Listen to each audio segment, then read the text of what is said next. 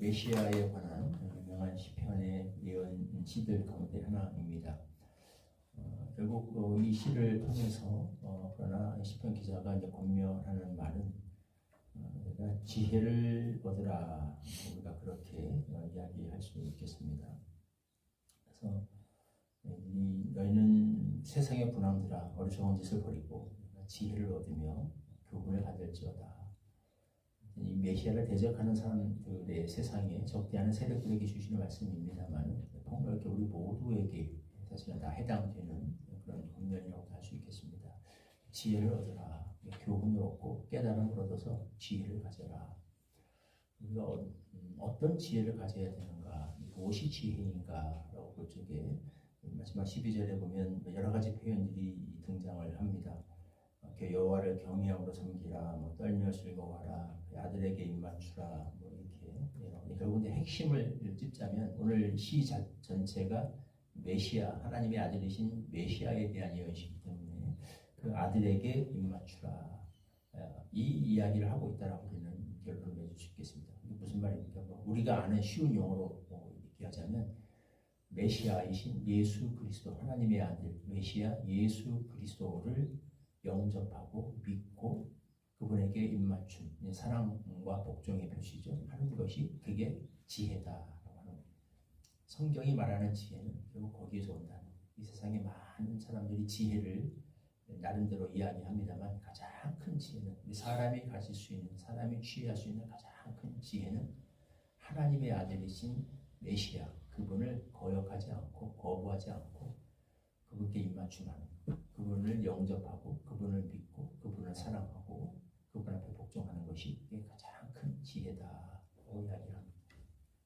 왜 그런가에 대한 이야기를 좀 앞에 길게 하고 있죠.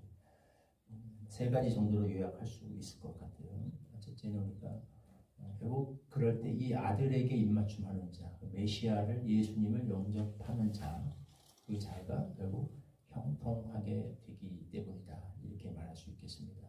이 형통의 의미에 대해서 우리가 어제도 설명했죠. 형통이라는 것은 뭐냐면 하나님의 뜻과 계획이 결국 이루어지는 것을 우리는 형통이라고 합니다. 그러니까 내 욕구, 내 기대, 내 야심, 이 모든 게 내 소원이 다 그냥 내가 뜻하는 대로 다 이루어지고 하는 일마다 성공하고 모든 문제가 사라지고 탄탄대로를 막 걷게 되는, 하는 일마다 대박이 나고 꿈꾸는 거는 뭐든지 이루어 소원 성취가 되는 그런 부속적인 개념의 형통이 아니라 성경이 말하는 것은 어떤 역경과 어려움 속에서도 하나님의 결국 뜻이 이루어지는 것을 형통이라고 얘기를 했습니다.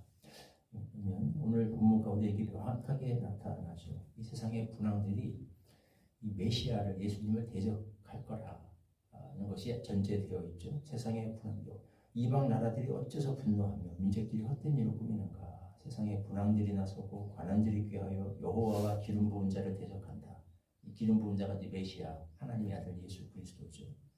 그들의 맨 것을 끊어버리고 그 결박을 벗어버리자 엄청난 반역의 세력들이 나타날 것을 지금 전제되어 있습니다. 그래서 예수님 믿는다고 해서 절대 우리가 탄탄대로로 걸을 수가 없는 게 성경에 명확하고 오늘 본문만 해도 명확하게 나타나요. 이 세상에 하나님과 그 아들 예수 그리스도를 이렇게 대적하고 그 속박에서 벗어나고 맨 것을 끊어버리겠다고 날뛰는 무리들이 이렇게 많은데 어떻게 이분을 믿는다고 해서 우리에게 탄탄대로로 가겠습니까? 무수히 많은 어려움들이 있을 거라는 게 여기 이미 암시되어 있죠. 그런데 중요한 건 뭐냐면 모든 것이 있음에도 불구하고 4절에 보면 하나님께서 그걸 보고 하늘에서 웃으신다. 그들을 비웃으신다. 일시적으로 그들이 날뛸 수 있어도 결국 이거는 다 허사로 돌아갈 것이기 때문입니다. 하나님이 정하신 뜻과 계획을 절대 사람이 어떻게 할 수가 없죠. 그 맨 것을 끊고 결박을 벗어버리자. 그들이 그런 말을 한다는 거예요. 이거 뭐냐면 하나님이 다 메워놓고 묶으셨다는 거죠. 이 세상의 모든 만사는 하나님이 메워놓으시고 묶어놓으신 대로 됩니다. 우리가 좀 다른 말로 하면 하나님의 작정, 하나님의 예정, 하나님의 섭리라고도 우리가 말할 수 있겠죠. 하나님이 다 계획해 놓으시고 하나님이 짜놓으신 판이에요. 모든 것이 그 안에서 사람들이 이리저리 날뛰고 힘을 키워보고 해서 순간적으로 그렇게 되는 것 같지만 결국은 다 하나님이 짜놓으신 판대로 돌아갑니다. 하나님이 그려놓으신 큰 그림에서 절대 벗어날 수 없어요. 하나님이 묶어놓은 그 결박, 여러 가지 결박이 있죠. 하나님의 뜻이 있고 또 우리를 딱 잡고 있는 하나님의 사랑의 결박이 있죠. 바울은 이것을 우리를 붙잡고 있는 이 하나님의 사랑에서 그 어떤 것도 우리를 끊어낼 수 없다고 얘기했습니다. 어떤 세력도 하나님이 그려놓으신 그림을 망칠 수 없고 하나님이 짜놓으신 판을 뒤집을 수 없고 하나님이 묶어놓으신 그 결박을 끊어낼 수가 없습니다. 이 하나님의 아들이신 예수 그리스도 편에 서는 사람이 결국 여기서 그러면 승자가 되겠죠. 일시적으로는 원수들이 이기는 것 같지만 누가 나중에 우리 영화 같은 데 보면 잘 나오잖아요. 그렇죠? You choose wrong side. 넌 편을 잘못 골랐어. 대개 이제 보면 그 악당들이 그런 얘기를 하다가 결국 보면 이제 주인공이 마지막에 되받아치죠. 그렇죠? 자, 이제 누가 편을 잘못 고른 건지 알겠냐? 누가 어느 편을 잘못 쓴 건지 알겠냐? 근데 결국 마지막에 가면 드러날 겁니다. 누가 편을 잘못 골랐는지. 예수 그리스도 편의 선자들, 하나님 편의 선자들이 승리자가 될 수밖에 없습니다. 그러니까 이게 지혜인 거예요.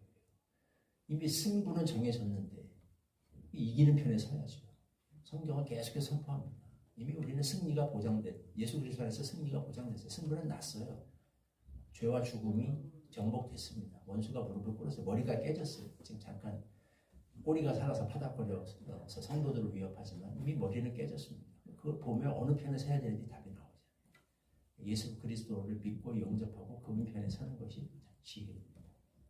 둘째로 왜 일금을 아들에 입맞추는 것이 지혜인가? 그 아들을 예수를 믿는 자, 메시아를 믿는 자는 구하는 것을 받기 때문이다. 기도의 특권을 이야기합니다. 여기 보면 그께서 이렇게 말씀하셨죠.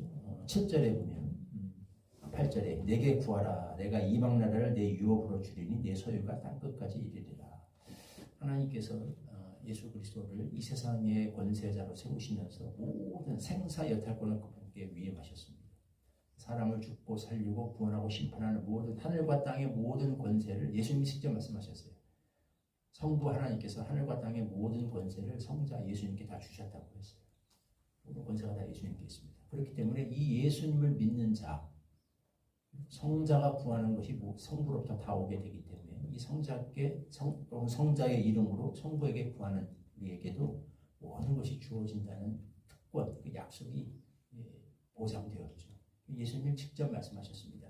내 이름으로 아버지께 구하라. 그러면 구하는 것은 다 받은 줄로 믿으라. 물론 이제 그게 우리가 구하는 것이 항상 우리가 원하는 욕망대로 그 형태대로 주어지는 것은 아니고 그 타이밍에 주어지는 것은 아니기 때문에 때로는 우리가 거절된 것 같은 그런 느낌을 많이 받습니다만 그러나 근본적으로 모든 기도는 다 응답을 받죠. 하나님 보시기에 그게 아니기 때문에 더 좋은 것이 따로 있기 때문에 그렇게 이런 일들이 일어나는 것이지 모든 기도는 예수님의 이름으로 아들의 이름으로 구하는 모든 기도는 다 응답을 받습니다. 정확하게 예수님이 보장하신 거예요. 그러니 이 아들을 믿는 자, 지혜로운 자죠. 구하기만 하면 구하는 모든 것을 받을 수 있는 내가 잘못 구했을 때는 고쳐서 더 좋은 것으로 주어질 수 있는 엄청난 기도의 특권이 보장이 되어 있는데 이 아들을 믿는 것보다 더 지혜로운 일이 어디 있겠습니까? 마지막 세 번째로 가장 어떻게 보면 중요한 이유죠. 아들을 믿는 자는 멸망치 않고 하나님의 진노에서 구원하심을 받기 때문이다. 12절에 보면 명확히 나와 있죠. 아들에게 입맞추라. 그렇지 않으면 진노하심으로 너희가 길에서 망하리라. 그의 진노가 급하심이라. 여호와께 피하는 모든 사람은 다 복이 있도다. 믿지 않으면 그 아들에게 입맞추지 않으면 결국은 최후의 심판을 피할 수 없습니다. 하나님의 진노가 물론 이 세상 사는 동안에는 어떻게 살아갈 수 있을지 몰라요. 마치 승자인 것처럼 즐기면서 하고 싶은 거 하면서 사는 것처럼 보일 수 있어요. 그럴 수 있습니다. 하나님 허락하시니까. 이건 잠깐이고 영원 속에서의 그 심판을 피할 수가 없습니다. 잠시의 것을 위해서 영혼을 놓치는 거 얼마나 어리석은 일입니까? 그 아들에게 입맞춤하는 자, 이 세상에서는 비록 잠시의 고난을 당하는 일이 있을지라도 결국은 영원 속에서 복을 받죠. 영생을 얻죠. 하나님의 진노에서 구원을 얻죠. 누가 봐도 이거는 답할 수 있는 거 아니겠습니까? 우리가 어디에 있어야겠는가? 누구에게 입맞춤해야겠는가? 어느 편에 서야겠는가? 예수 믿는 자 하나님의 진노를 피하죠. 영생을 얻죠. 구원을 얻죠. 천국을 얻습니다. 이것보다 더 중요하고 지혜로운 일이 어디 있겠습니까? 그리고 가장 사람이 있어서 취할 수 있는 우리가 가질 수 있는 가장 최고의 지혜는 하나님의 아들이신 예수 그리스도를 영접하는 것입니다. 그분께 입맞춤하고 그분을 사랑하고 그분을 섬겨 사는 거예요. 우리에게 이런 지혜가 있기를 바라고 소망합니다. 12절 말씀 다시 한 목소리로 읽겠습니다. 시작. 그의 아들에게 입맞추라. 그렇지 아니하면 진노하심으로 너희가 길에서 망하리니 그의 진노가 급하심이라. 여호와께 피하는 모든 사람은 다 복이 있도다. 하나님의 아들이신 메시아 예수 그리스도 그분을 믿고 영접하고 그분께 입맞춤하는 것이 가장 큰 지혜인 것을 말씀을 통해 다시 한번 깨닫고 감사드립니다. 그 아들을 믿는 자 결국 형통하게 될 것입니다. 그 아들의 이름으로 구하는 자 모든 것을 하나님으로부터 받게 될 것입니다. 그 아들을 믿고 영접하고 사랑하여 사는 자 하나님의 진노하심에서 구원을 얻고 세상 살아갈 동안 잠깐의 시련과 고난은 있을지라도 영원 속에서 영생을 누리며 살게 될 것입니다. 놀라운 하나님의 선물이 보장된 이 생명의 길을 저버리고 거부하고 회피하는 어리석은 자들이 되지 않게 하여 주시고 그 아들에게 무릎 꿇고 아들에게 입맞추고 그 아들에게 아들을 경배하며 아들에게 순종하여 살아가는 지혜로운 자들로 우리가 살아갈 수 있게 하여 주옵소서. 예수님의 이름으로 기도하옵나이다. 아멘. 10장 찬송가 1절 주님 해주신 기도로 기도하겠습니다. 전능